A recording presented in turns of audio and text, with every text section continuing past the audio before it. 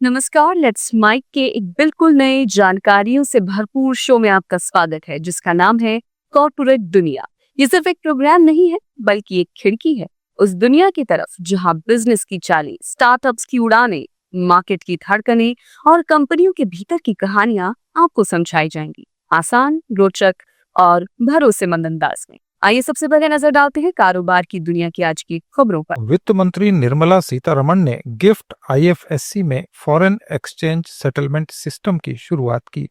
ये real time में निर्बाध लेन देन की सुविधा प्रदान करेगा। इसके साथ ही नकदी प्रबंधन को भी बेहतर बनाएगा।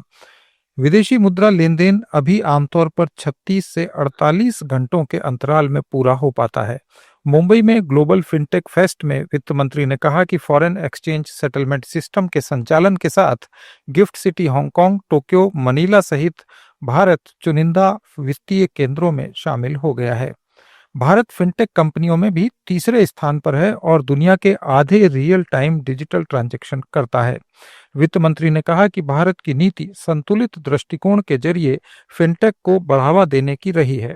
हमें व्यवसायों को सक्षम बनाना है, न कि उनकी प्रगति में बाधा डालनी है। Now a word about the Gift City.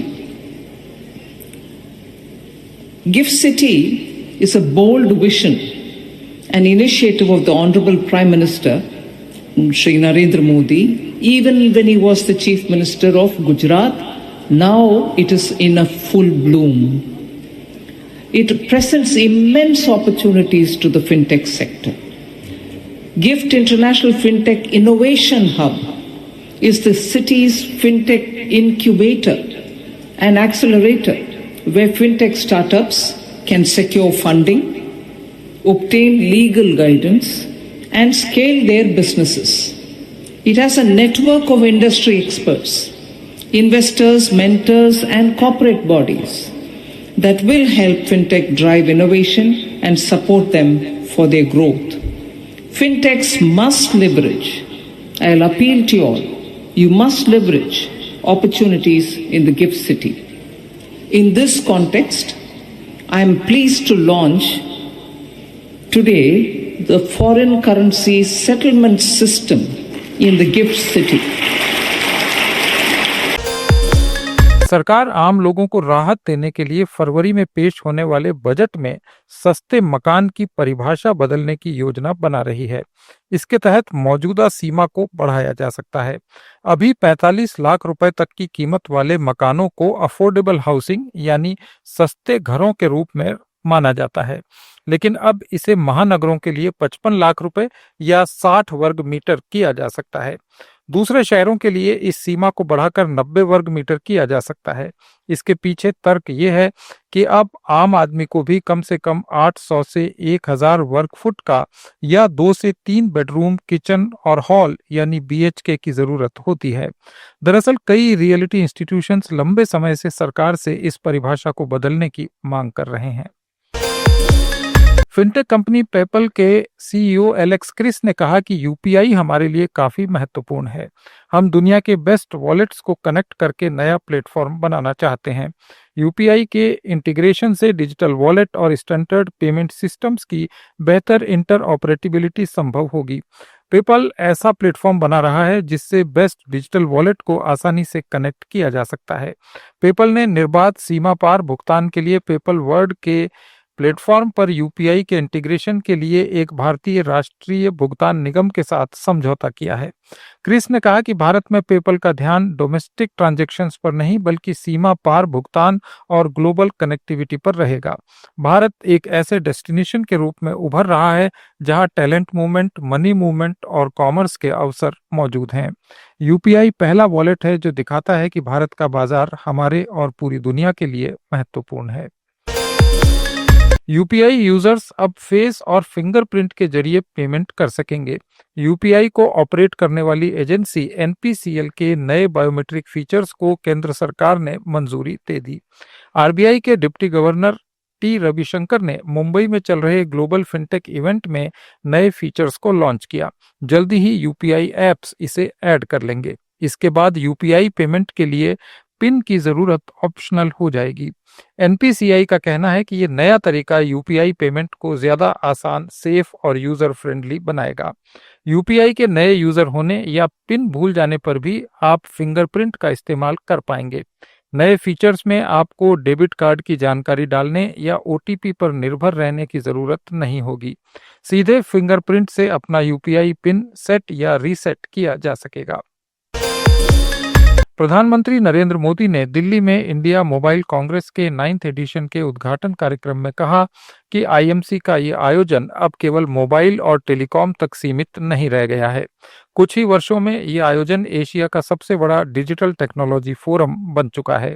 प्रधानमंत्री ने कहा कि आज पूरी दुनिया भारत की क्षमता को पहचान रही है। हमारे पास दुनिया का दूसरा सबसे बड़ा दूरसंचार बाजार है और विश्व का दूसरा सबसे बड़ा 5G मार्केट भी भारत है। बाजार के साथ साथ हमारे पास जनशक्ति, गतिशीलता और मानसिकता भी है। फ्रेंड्स, आज पूरा विश्व भारत के पोटेंशियल को रिकॉग्नाइज कर रहा है। दुनिया का दूसरा सबसे बड़ा टेलीकॉम मार्केट हमारे पास है। दूसरा सबसे बड़ा 5G मार्केट यहां है और मार्केट के साथ ही हमारे पास मैन पावर भी है, मोबिलिटी भी है और माइंडसेट भी है। और जब मैन पावर की बात आती है तो भारत में स्केल और स्किल दोनों एक साथ दिखाई देते हैं। आज भारत दुनिया की सबसे बड़ी युवा आबादी का देश है और ये जनरेशन बहुत बड़े लेवल पर स्किल बनाई जा रही है। भारत आज दुनिया में सबसे तेजी से बढ़ती डेवलपर पॉपुलेशन वाला देश है। उद्योग और व्यापार संवर्धन विभाग ने 2030 से सालाना 1000 स्टार्टअप्स को मदद देने की योजना बनाई है। इसके लिए थर्मो फिशर साइंटिफिक के साथ साझेदारी में बायोवर्स चैलेंज शुरू किया गया है। ये एक राष्ट्रव्यापी कार्यक्रम है। इसका मकसद 3 वर्षों में देश में 500 जैव प्रौद्योगिकी उद्यमियों की पहचान कर उन्हें आगे बढ़ाना है। डीपीआई आईआईटी के निदेशक सुमित कुमार जारंगल ने कहा कि थर्मो फिशर साइंटिफिक के साथ साझेदारी से हम बायोटेक्नोलॉजी में स्टार्टअप्स के बीच सहयोग को बढ़ावा दे रहे हैं। इस पार्टनरशिप के तहत 3 सालों में 100 विजेता स्टार्टअप्स को हैदराबाद की जीनोम वैली में थर्मो फिशर और बायो प्रोसेस डिजाइन सेंटर में ऑन साइट ट्रेनिंग का मौका मिलेगा। 400 और स्टार्टअप्स को देश भर के रिसर्च इंस्टीट्यूशंस और इंक्यूबेटर्स की वर्कशॉप्स में ऑफ साइट मेंटरशिप मिलेगी। थर्मो फिशर साइंटिफिक के इंडिया और साउथ एशिया के प्रबंध निदेशक श्रीनाथ वेंकटेश ने कहा कि जीनोम वैली में हम स्टार्टअप्स को टेक्नोलॉजी और गाइडेंस तक पहुंचाएंगे। ब्रिटेन के प्रधानमंत्री कीर स्टारमर भारत के 2 दिन के दौरे पर हैं। विदेश मंत्री डगलस अलेक्जेंडर ने ब्रिटिश पीएम के भारत दौरे को लेकर कहा कि भारत के साथ ये समझौता लंबी अवधि में उद्योग जगत के लिए काफी बदलाव लाने वाला साबित हो सकता है। इस ट्रेड मिशन पर हम स्कॉटलैंड के लिए इस महत्वपूर्ण व्यापार समझौते से मिलने वाले मौकों का पूरा लाभ उठाने की कोशिश करेंगे। ब्रिटिश सरकार के विश्लेषण से पता चलता है कि इस समझौते से द्विपक्षीय व्यापार में 25.5 अरब पाउंड की बढ़ोतरी होगी। ब्रिटेन के सकल घरेलू उत्पाद में 4.8 अरब पाउंड की बढ़ोतरी होगी और लंबी अवधि में हर साल मजदूरी के खाते में 2.2 अरब पाउंड की वृद्धि होने की उम्मीद है।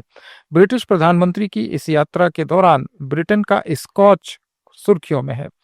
स्कॉच विस्की दरअसल भारत ब्रिटेन मुक्त व्यापार समझौते से फायदा उठाने वाली सबसे बड़ी चीज है। ब्रिटिश सरकार को उम्मीद है कि इससे स्कॉटलैंड की इकोनॉमी में सालाना 19 करोड़ पाउंड की वृद्धि होगी। स्कॉच विस्की एसोसिएशन के सदस्य और विस्की के उत्पादक भी ब्रिटिश प्रधानमंत्री के साथ भारत आने वाले डेलीगेशन का हिस्सा हैं। दोनों देशों के बीच हुए मुक्त व्यापार समझौते के तहत भारत स्कॉच विस्की पर इंपोर्ट शुल्क कम करेगा, जिससे स्कॉच की खपत भारतीय बाजार में बढ़ सकती है। अनुमान है कि भारत में विस्की की सालाना 1 अरब पाउंड की बिक्री बढ़ेगी, जिससे ब्रिटेन में 1000 से ज्यादा नए रोजगार के मौके पैदा होंगे। ये थे कॉरपोरेट जगत के आज के कुछ अहम समाचार। अपडेट्स के लिए जुड़े रहिए लेट्स माइक के साथ।